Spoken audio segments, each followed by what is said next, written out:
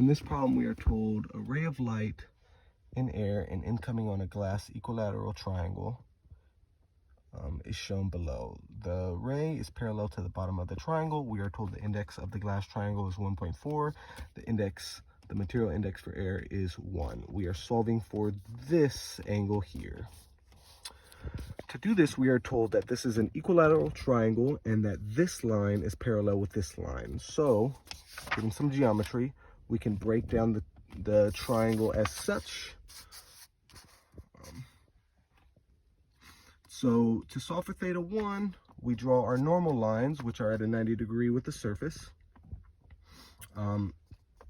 So this is at a 90 degrees by opposite angle theorem, I believe. If this is 60 degrees, this is 60 degrees because this is parallel with this angle. And you solve for theta 1, which is 30 degrees. For theta 2, you use Snell law. You do N1, which is the material of air, times theta 1, which is the angle from the normal line, is equal to N2, which is the material of the glass, which we were given as 1.4, times sine of theta 2. You solve for theta 2, you find that theta 2 is 29.2. To find theta 3, basic geometry, we know that this side of the angle is, or this side of the triangle is 180 degrees. So you subtract 60, subtract 90, and subtract theta 2, and you find that theta 3 is at 9.8 degrees. Theta 4 is basic geometry. We break down this triangle in here. You know that theta 3 is 9.8.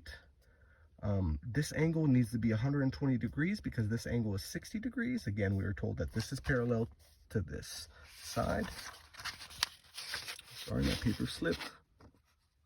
And you find that theta 4 is 50.92 degrees. For theta 5, we know that,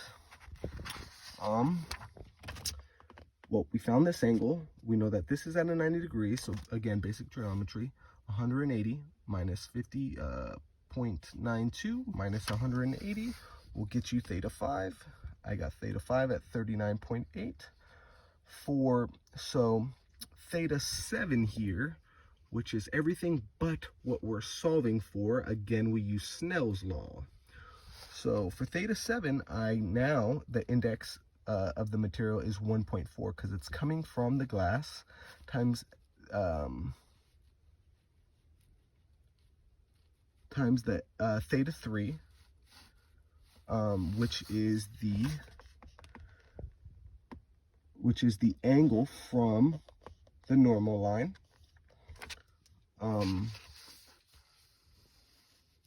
is equal to the index of the material, which is now transferring to air, times the angle of the material, or times sine of the theta 7 I got.